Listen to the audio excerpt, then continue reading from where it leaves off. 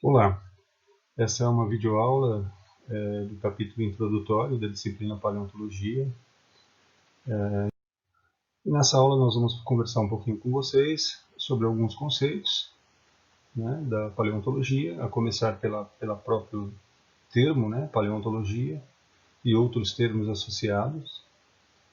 Vamos falar um pouquinho sobre as subdivisões da paleontologia, ou seja, as áreas, né, de abordagem, as áreas de estudos da paleontologia. Vamos falar também sobre os tipos de fósseis, os diferentes tipos de fósseis que nós temos na natureza, que envolvem diferentes processos de preservação. Vamos falar um pouquinho sobre a importância, sobre os usos da paleontologia, as aplicações da paleontologia e, por consequência, a sua importância. E, por fim, nós vamos falar um pouquinho sobre os princípios da paleontologia, que são os pilares de sustentação dessa ciência, né? Então, a paleontologia é um termo, uma palavra derivada do grego, né? De uma combinação de outras palavras de origem grega, onde palaios significa antigo, ontos significa ser e logos significa estudo. Então, etimologicamente falando, paleontologia seria o estudo dos seres antigos, né? Uma maneira mais técnica, né, de conceituar essa ciência, o termo, né, a gente poderia dizer que paleontologia, então, é uma ciência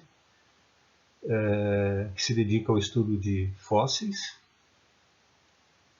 né, com o objetivo de se conhecer a vida no passado geológico sob alguns aspectos, né? Então, paleontologia é uma ciência, né? E uma ciência que estuda fósseis, né? O que são os fósseis? São restos e vestígios, né, de organismos que antecederam a um período geológico, né, chamado de Holoceno. Esse período ele iniciou-se há aproximadamente 11.700 anos e, portanto, os fósseis são os organismos mais antigos do que 11.700 anos, né? E é uma ciência que esse objetivo de conhecer, tem como objetivo conhecer a vida no passado geológico, né? Mas não só conhecer organismos que já estiveram presentes no passado, né? Mas conhecer mais do que isso, muito mais do que isso, digamos, né? É de interesse da paleontologia conhecer o modo de vida desses organismos, né? Como que eles viviam, quais eram seus hábitos, né? Saber sobre quais condições ambientais e sobre quais condições eles se desenvolveram, né?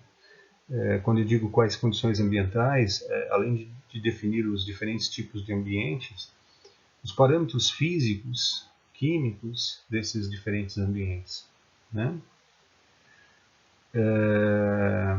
As causas que levam os organismos à morte, especialmente em grande escala, né?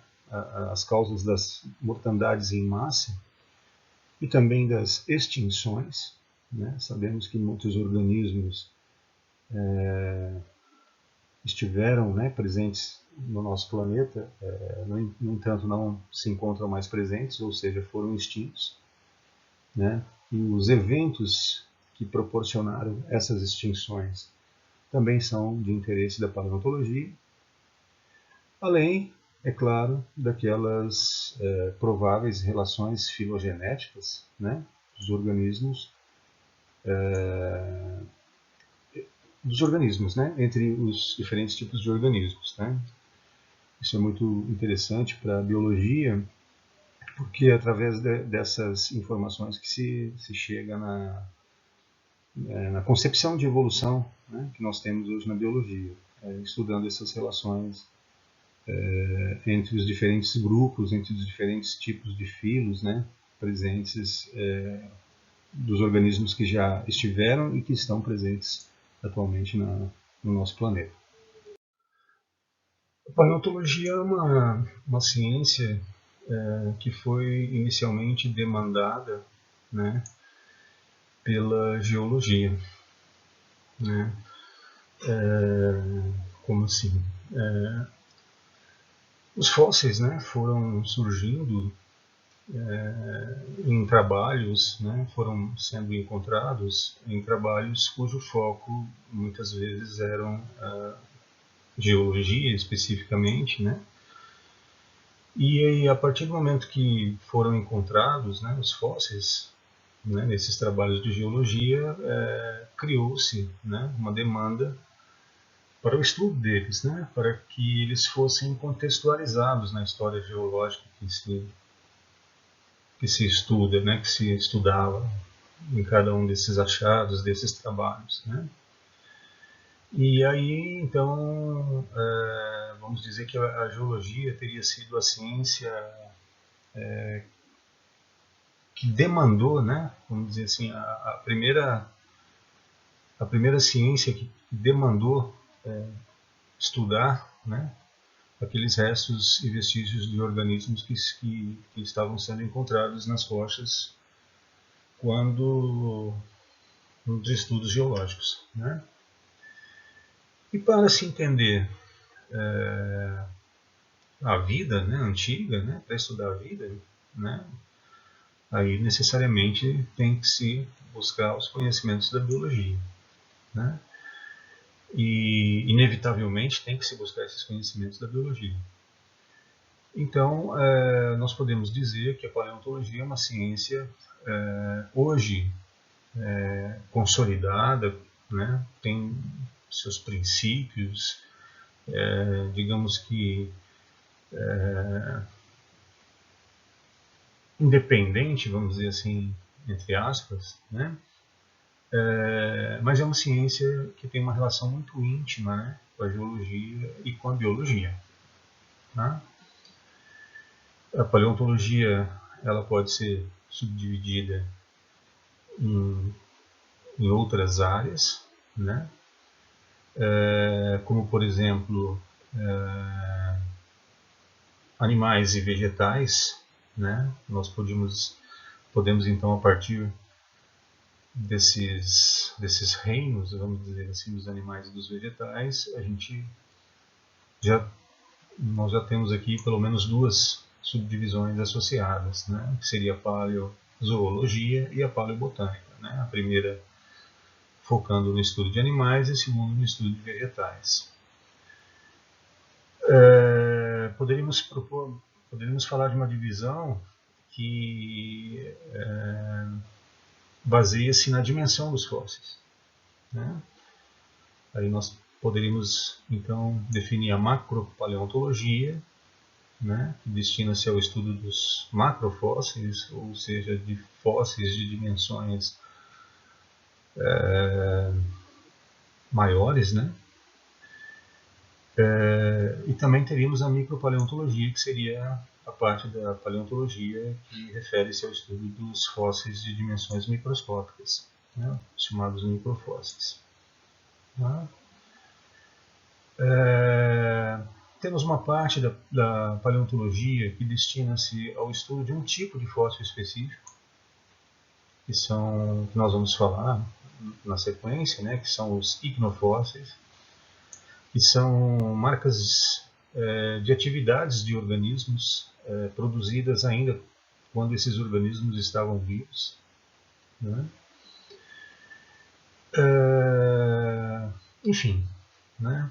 A paleopalinologia é uma outra subdivisão da paleontologia que destina-se ao estudo de esporos e pólens fósseis. Pólens e esporos são estruturas vegetais de reprodução, né, dos vegetais. E alguns micro-organismos, como os quitinozoários e atomáceas, também são foco de estudos desse ramo, digamos assim, da paleontologia, dessa área da paleontologia, que seria a paleopalinologia, né? E podemos até ter subdivisões dentro dessas divisões, né? Um exemplo disso aqui seria a própria paleozoologia, né? Subdividida em paleozoologia de invertebrados e paleozoologia de vertebrados, né? Enfim, então essas são algumas das várias subdivisões que a disciplina, que essa ciência, né, paleontologia tem. Paleontologia é uma ciência que ela fornece dados e informações para outras ciências, bem como se utiliza, né, de informações de outras ciências, de conhecimento de outras ciências, né?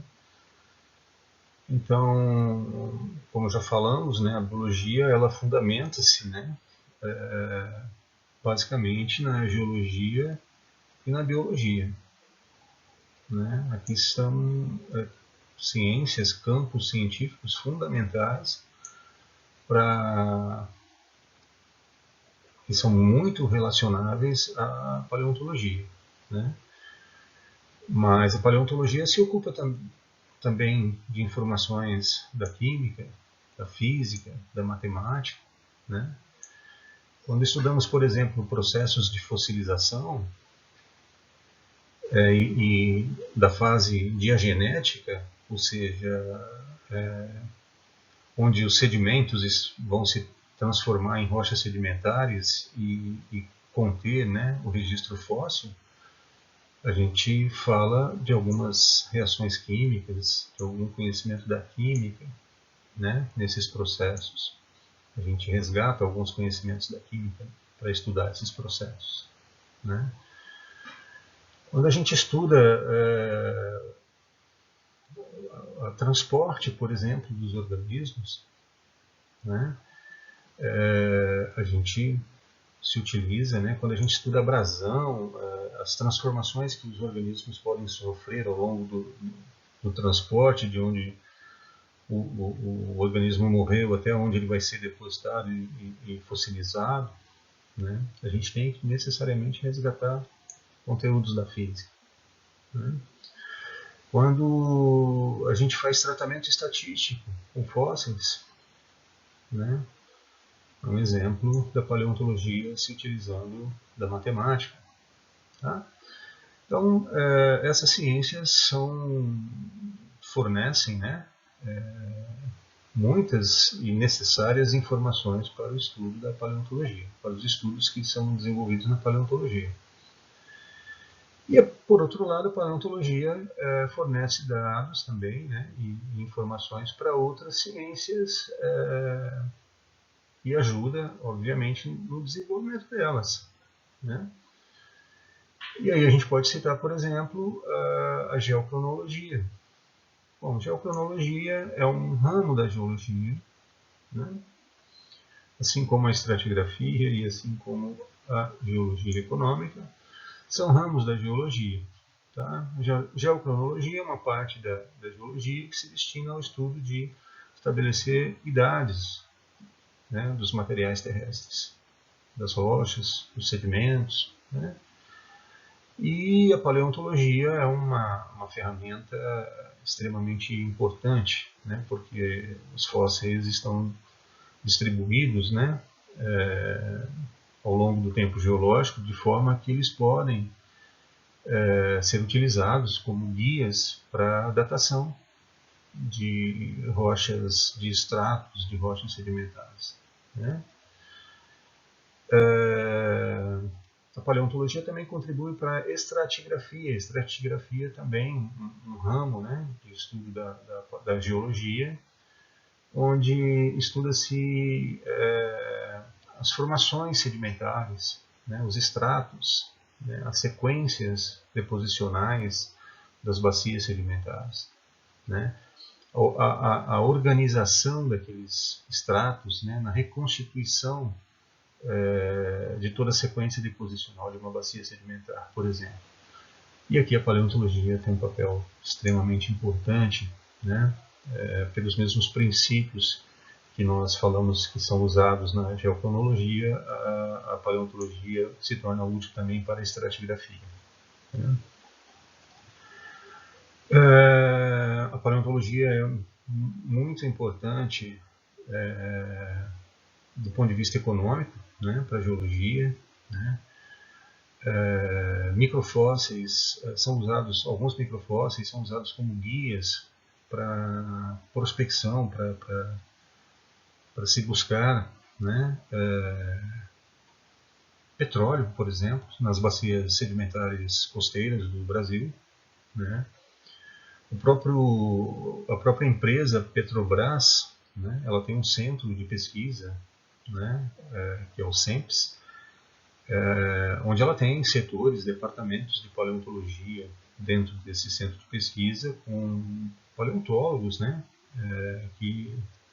micropaleontólogos, né, paleontólogos especializados na área de micropaleontologia, que compõem essas equipes de prospecção de petróleo, por exemplo. Né.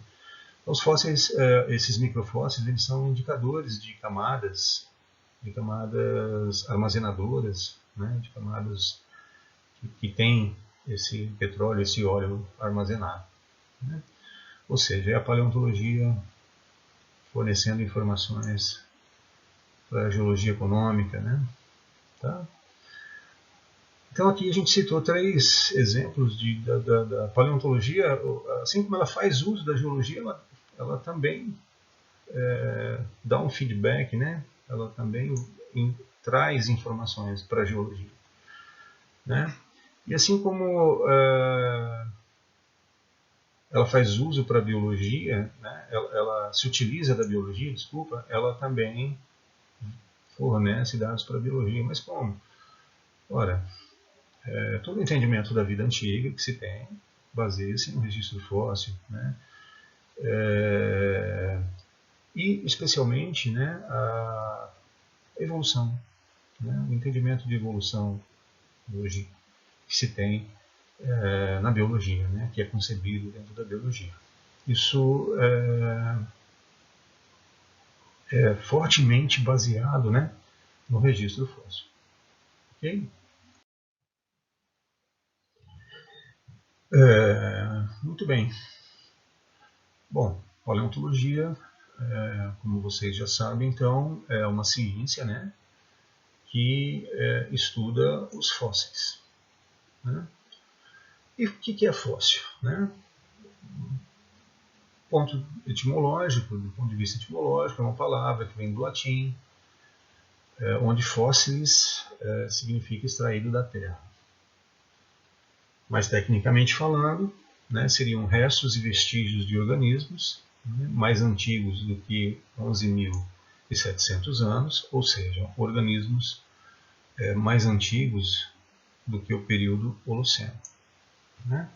Então aqui nós temos um recortezinho, né, dos últimos instantes, vamos dizer assim, do tempo geológico, né, dos últimos 2,6 milhões aproximadamente, né, do tempo geológico,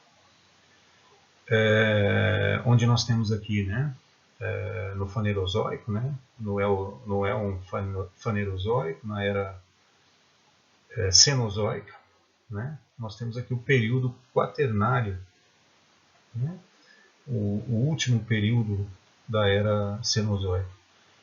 E o Holoceno, né, é uma época desse período, né, atualmente com esse limite definido de 11.700 anos. Tá? Então, os organismos fósseis são os organismos mais antigos do que essa base de 11.700 anos, que divide aqui o Pleistoceno do Holoceno, que são essas épocas do quaternário, né? Do período quaternário, certo? Os organismos com idades, os fósseis, digamos assim, os organismos encontrados preservados com idades mais jovens do que os 11.700 anos são chamados, né, não são considerados fósseis. Alguns autores os chamam de subfósseis. E os fósseis são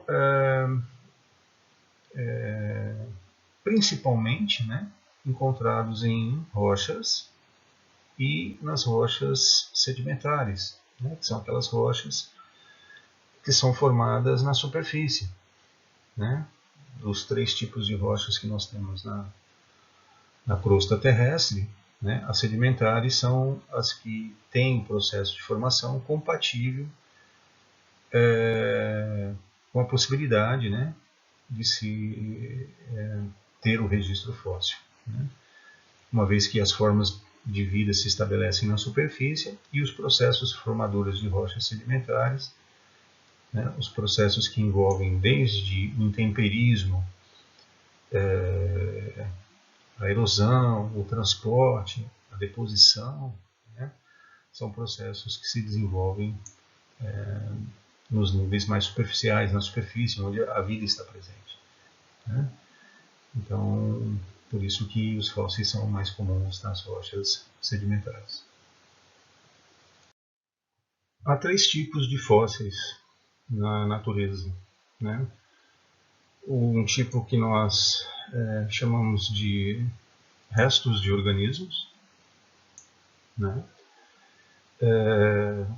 Que, como o próprio nome já diz, há a presença, nesses fósseis há a presença de partes, comumente de partes dos organismos, né? Mais comumente de partes duras e mais raramente de partes moles. Entre as partes duras a gente pode citar como exemplo conchas de invertebrados marinhos, de braquiópodes, de moluscos bivalves, gastrópodes, entre outros, né? Ossos, né, de diversos grupos de vertebrados, né? Enfim, e menos comum, né, mas também ocorre, seriam a presença de partes moles de alguns indivíduos, de alguns organismos, né? As partes moles são menos comuns de serem preservadas em função de que são as primeiras que se decompõem, as que mais rapidamente se decompõem após a morte do organismo, né, dos organismos. Então, as partes moles não ficam por muito tempo, aliás, ficam por muito pouco tempo disponíveis para serem incorporadas, né, nos processos sedimentares. E, além disso, para que ocorra a preservação de partes moles, há de haver uma combinação de fatores físicos e químicos que permitam, que favoreçam esse raro processo, né? Mas, enfim, restos de organismos são aqueles fósseis, né, são os tipos de fósseis que contêm partes dos organismos, tá? O segundo grupo, o segundo tipo de fósseis seriam que são chamados de impressões ou moldes, que referem-se a reproduções da morfologia dos organismos numa rocha sedimentar, nos sedimentos, né, e na rocha sedimentar, né? Então aqui a gente não tem presença, nesse caso aqui, de partes do organismo, mas apenas os caracteres morfológicos dessas partes preservados no sedimento. Semelhante a como se nós pressionássemos uma concha de um animal marinho atual contra uma massinha de modelar, né? Ou uma massa de argila, né? Ao retirar-se essa concha, fica então aquela morfologia, né? Aquelas linhas de crescimento, aquelas costelas, aquela morfologia da concha preservado no sedimento. O terceiro tipo de fósseis referem-se às estruturas biogênicas, ou um termo mais comumente usado, iquinofósseis, que são marcas produzidas pelos organismos em vida, né? Reproduzidas em vida pelos organismos, né?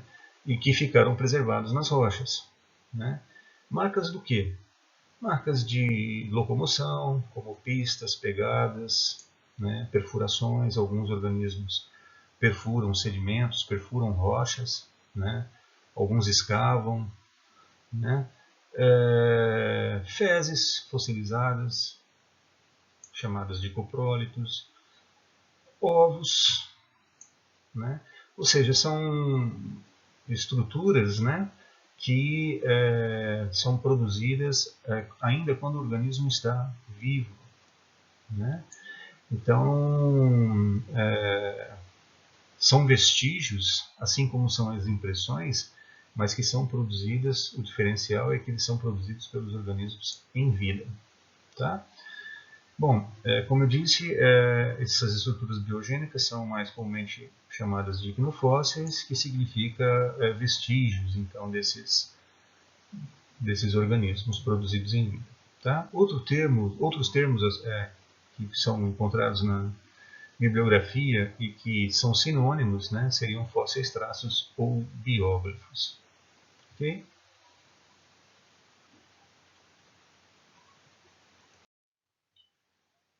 Aqui nós temos exemplos de fósseis, né, do tipo de restos de organismos. Então aqui nós temos um crânio, né, de um crocodilo do Cenozoico, né, encontrado no interior do estado de São Paulo, né, é o Baulusuchus salgadoensis, né. Então aqui a gente tem o que? Ossos, né, partes ósseas, né, desse organismo, tá? Dentes, né, preservados aqui nesse organismo. Ou seja, aqui a gente tem um pedaço mesmo do organismo, do bicho, né? Então esse grande crocodilo, a cabeça dele, né, o crânio, né, a parte óssea da cabeça está aqui preservada. Né? Então é um exemplo de resto de organismo. Abaixo a gente tem algumas ilustrações de dentes, né, de dinossauros que são encontrados na região de Uberaba, no estado de Minas Gerais. Então, novamente, exemplos de restos de organismos. Seguindo ainda, né, aqui nós temos uma ilustração de um lindo fóssil de um pterossauro, né, proveniente da região da Chapada do Araripe, no estado do Ceará. Né, então, um réptil voador, né, que habitaram aí os céus daquela região há aproximadamente 100 milhões de anos atrás. Né. Aqui nós temos também, logo abaixo, um fêmur, né, um osso de um titanossauro. Né. O titanossauro é um grande dinossauro, né, o maior deles. Né. Também uma estrutura óssea encontrada, tem 1,20 m aqui de altura, né, encontrada no interior de São Paulo. São exemplos de restos de organismos. Né. E os exemplos que passamos até então, vocês tinham lá restos de organismos com a composição química mantiva. Né. Uma outra situação de preservação de restos de organismos, aqui a gente tem insetos, duas ilustrações que mostram insetos preservados em uma resina vegetal, que é o âmbar. Né. Então aqui você tem organismos, né? Nesse caso você tem organismos inteiros preservados, você tem as partes dos organismos aqui. Né. E nesse outro exemplo, abaixo, nós temos aqui madeiras fossilizadas. Contudo, essas madeiras elas já não preservam mais a sua composição química original. Né? São madeiras que foram petrificadas, onde houve uma substituição do material original, né? Da celulose, né? Original, que constituía essa madeira, por uma substância mineral, que no caso seria a sílica. Tá? Então, aqui a gente tem um pedaço dessa madeira, né? Ou seja, ela se enquadra ainda dentro dos exemplos de restos de organismo, mas, neste caso, ele não preserva a composição química original, diferente dos exemplos que demos até então.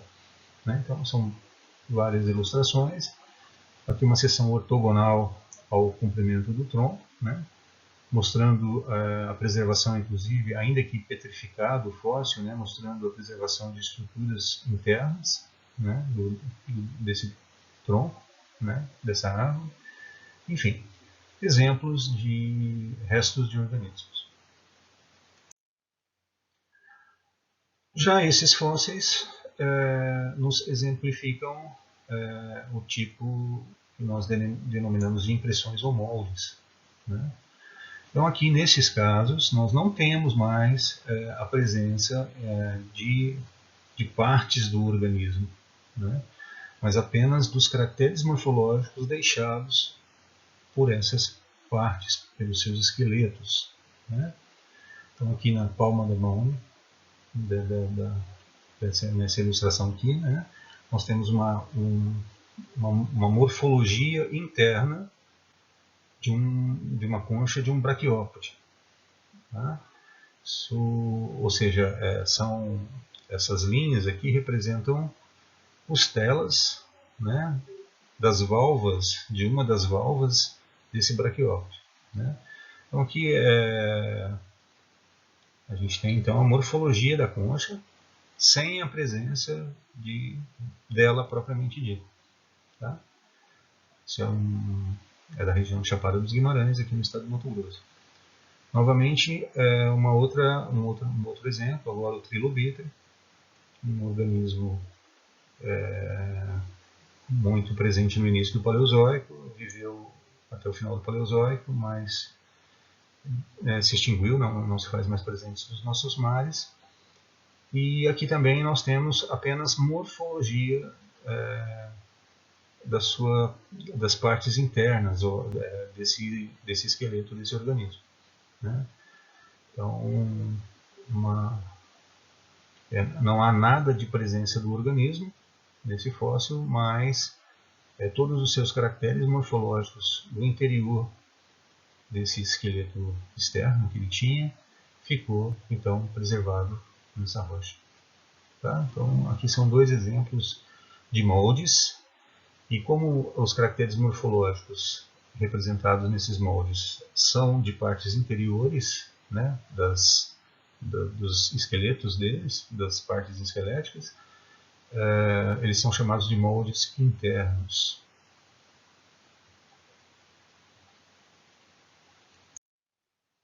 Tá? E por fim, nós teríamos então outro tipo de vestígio, né, que são as estruturas biogênicas, né, ou os icnofósseis. Né? Okay? Então, conforme já pontuamos, são vestígios de atividades vitais dos organismos, né?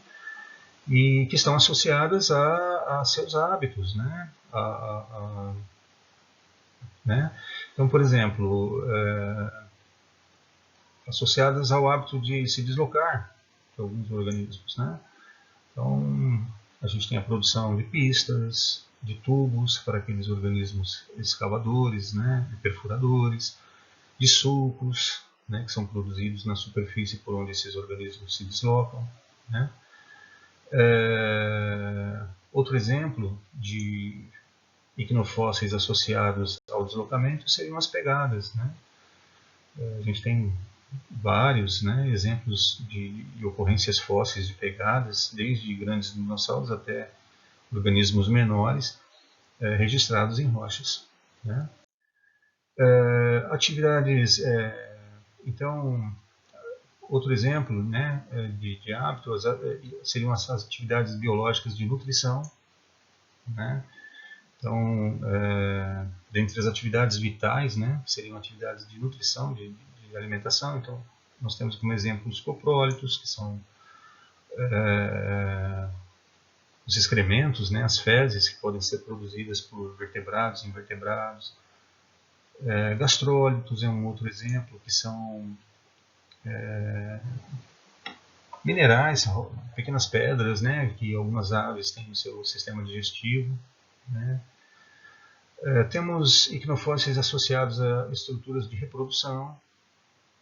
Um exemplo são os ovos, né, bastante conhecidos, ovos de dinossauros, né, na região da Argentina tem bastante ocorrência, né, tem uma grande ocorrência. Atividades de predação, né, então marcas de predação deixadas em alguns esqueletos de alguns organismos, né, enfim, são vários vestígios, né, de atividades vitais dos organismos associadas a esses hábitos, digamos assim, específicos dos próprios organismos.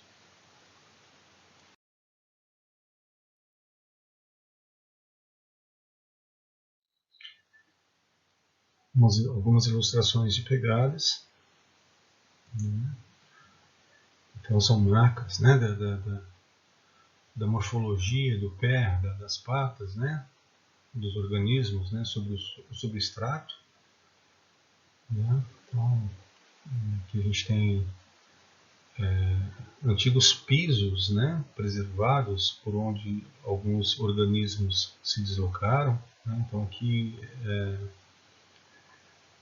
dois exemplos de fósseis, de icnofósseis de pegadas de dinossauros no Brasil, uma no estado do Piauí, outra no estado do Paraíba, né? Então em ambos os casos pegadas de dinossauros, tá? Ou seja, então atividades produzidas pelo deslocamento, né, desses grandes répteis num passado geológico.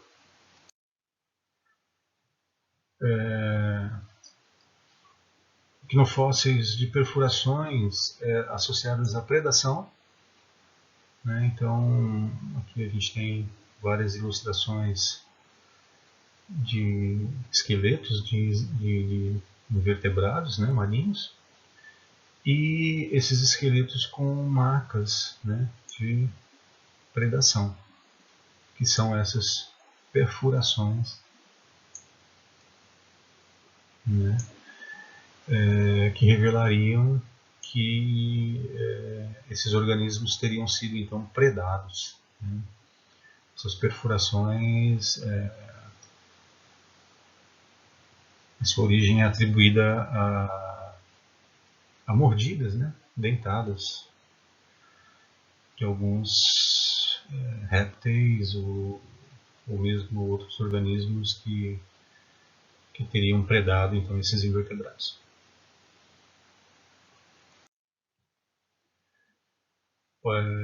Outro exemplo de icnofósseis, né? Aqui uma superfície com um conjunto de túneis, digamos assim, né? Provenientes de escavações realizadas por alguns invertebrados marinhos em fundos marinhos, né? Então são locais, né, assim, esses tubos, né, seriam provenientes do deslocamento de alguns invertebrados naquele assoalho marinho, no interior dos sedimentos do assoalho marinho, uma região ainda não consolidada, né, do substrato marinho. Aqui a gente vê vários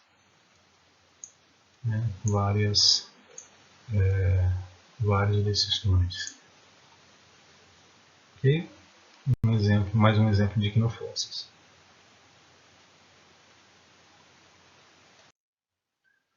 Novamente, outros icnofósseis. Aqui nós temos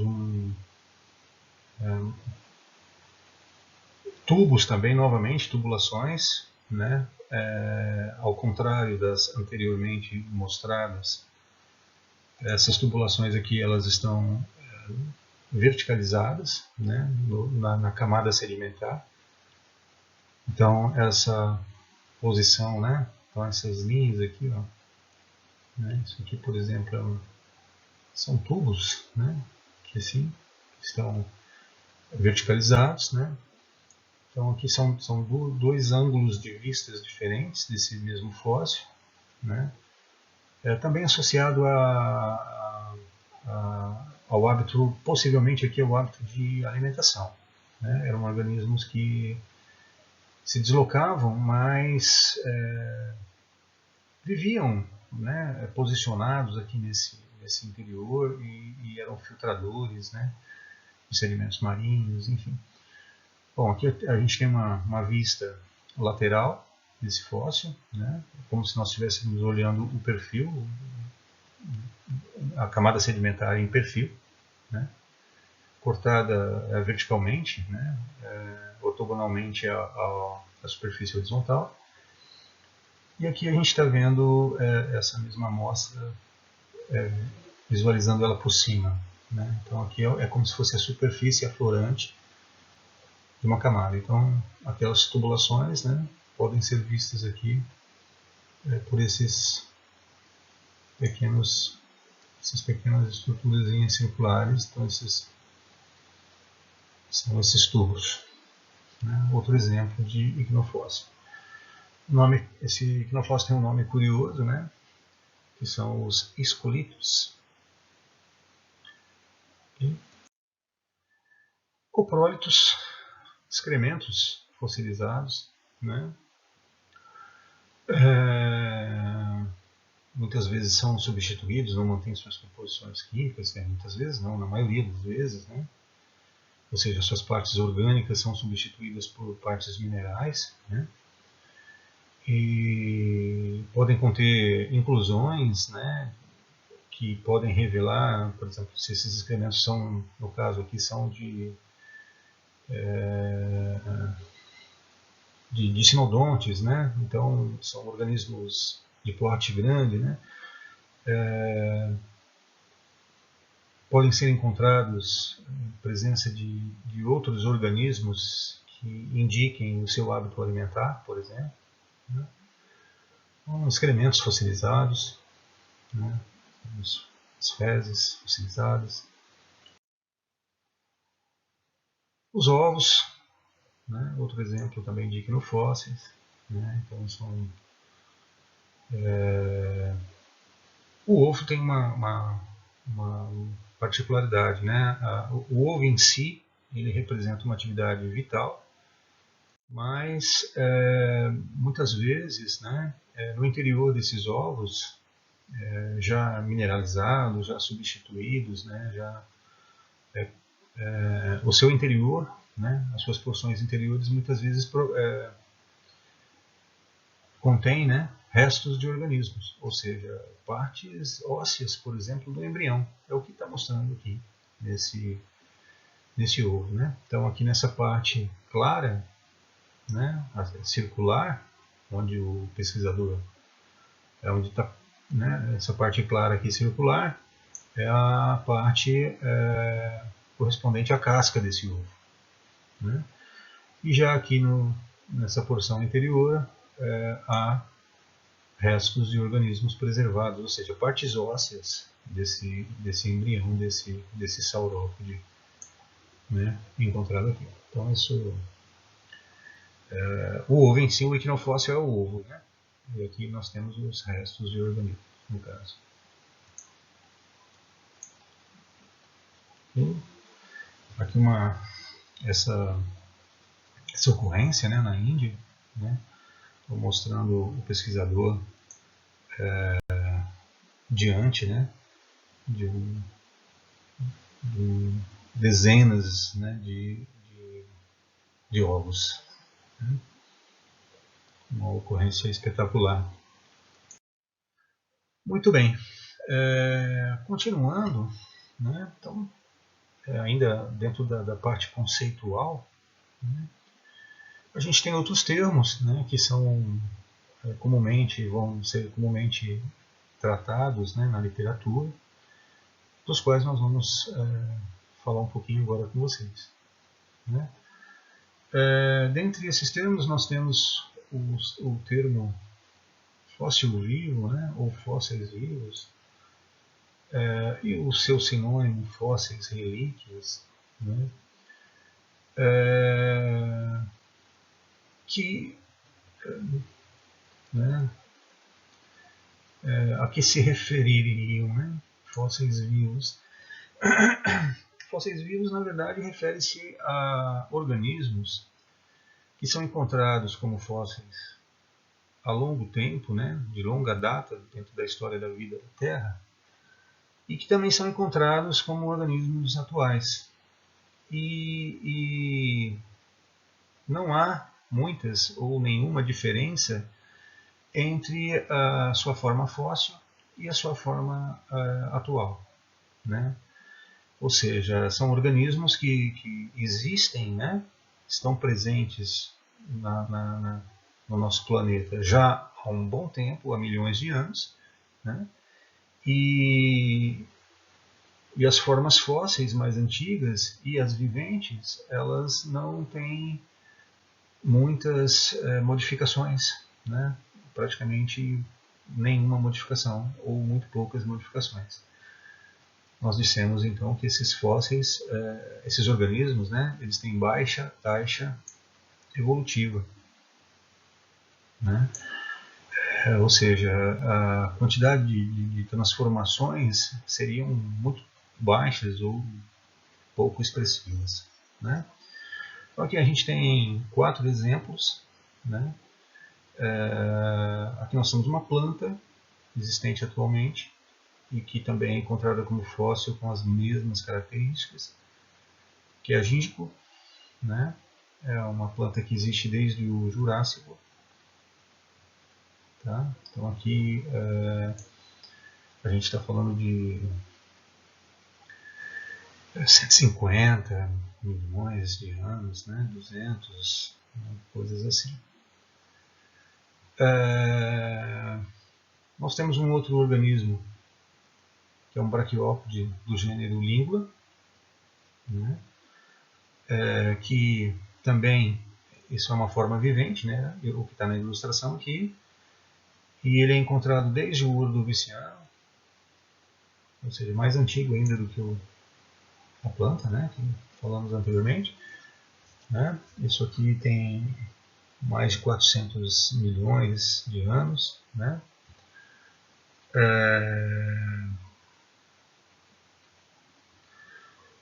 E outro exemplo é esse gênero também, esse artrópode, né? Do gênero Limulus, né? Que existe desde o Cambriano. Estamos falando de mais de 500 milhões de anos, né? 50 milhões de anos, que existe até hoje com as mesmas características. E um outro exemplo seria a latiméria, né? Ou selacanto, né? Que é uma forma de peixe também encontrada como fóssil, né? Desde o Mesozoico até e as suas formas viventes são praticamente idênticas às formas fósseis.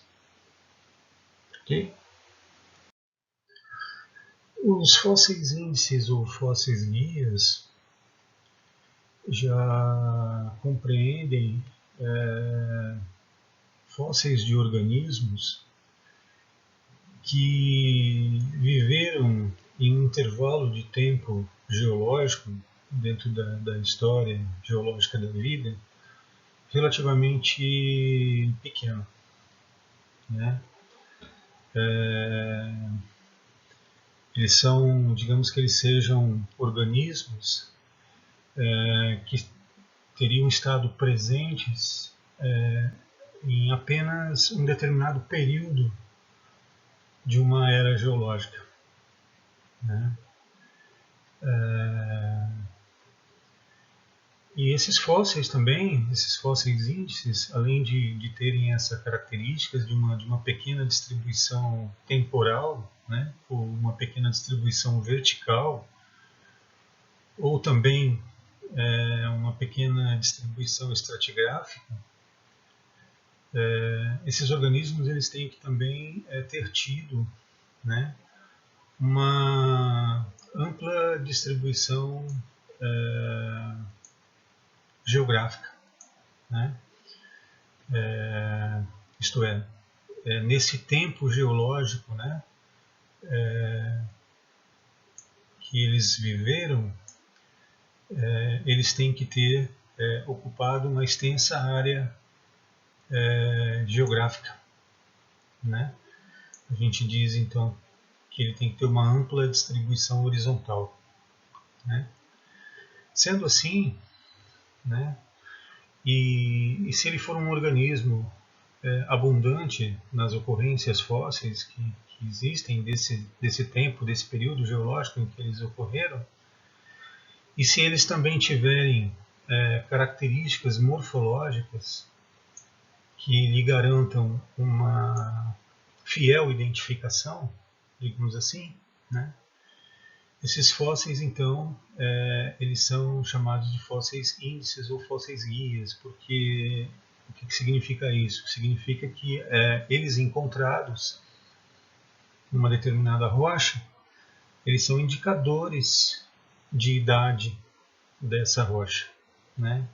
Eles são indicadores seguros de idade dessa rocha, né? Então aqui nós temos, né, uma figura, né, um quadro que mostra diferentes invertebrados, né, que estiveram presentes em diferentes períodos, né, do tempo geológico, né? Então aqui nós temos a era paleozoica, a era mesozoica, a era cenozoica, né, e os respectivos períodos de cada uma dessas eras. E na frente das colunas, né, desses respectivos períodos, a gente tem uma ilustraçãozinha, né, uma figura, né, ilustrando um tipo de organismo, né, exemplificando um tipo de organismo que esteve, então, ele viveu, né, ele teve uma importância estratigráfica, né, e foi abundante, viveu nesse período aqui sinalizado. Então, nesse exemplo aqui que eu circundei, né, do slide, nós temos aqui uma espécie de um trilobita, né, trilobita é um artrópode, né. O nome dessa espécie aqui é Paradoxide spinus, né, e é uma espécie de trilobita que ela é representativa desse período geológico, período cambriano. Significa dizer que se este fóssil for encontrado em uma rocha, em um determinado local, né, do nosso planeta, nós podemos admiti-la como tendo sido formada no período cambriano, porque ela contém um fóssil guia, né, um fóssil índice daquele período, né. Os trilobitas, eles surgiram aqui na base do Cambriano, né? Eles se extinguiram apenas no final do Permiano, né? No entanto, essa espécie específica aqui, né? esse organismo específico, ele é representativo desse tempo geológico. Assim como nós temos outro trilobita aqui, ó, né? Uma outra espécie também desse grupo, né, de trilobitas, né, dos artrópodes, que por sua vez esse outro, né, ele é exclusivo do período ordoviciano, e assim sucessivamente. Então esses diferentes organismos, né, são exemplos, né, de fósseis guias de invertebrados, né, para esses diferentes períodos aqui do Fanerozoico, né, das eras Paleo, Meso e Cenozoico. Ok? E finalizando essa parte conceitual, um outro termo que nos surge aí, né, é o termo pseudofóssil ou pseudofósseis. Né? E o que são os pseudofósseis? Né? Bom, pseudo é um prefixo, né, indicativo de algo falso, né? de algo não verdadeiro, né? Então é como se fossem falsos fósseis, né? Portanto, são estruturas de origem inorgânica, né? E que têm alguma semelhança, né? Nos lembram, né? Nos levam a pensar na possibilidade de que representem organismos, né? Então aqui nós temos duas ilustrações mostrando uma estrutura, um hábito cristalino, né, de um mineral, a pirolizita, né, que é um óxido de manganês. E esse óxido, normalmente ele percola por entre planos de camada das rochas, né, e se distribui e se cristaliza, formando esse hábito, né, que a gente chama de dendrítico, né, que se parecem ramificações de plantas, né, de vegetais, né. Então, nos lembram, no primeiro olhar, né, como sendo fósseis de vegetais, mas quando analisados de uma maneira mais detida, a gente vê que não é, e que tratam-se de estruturas inorgânicas, ou seja, não tem processos orgânicos associados à formação desses minerais. Okay? Então esses são chamados pseudofósseis.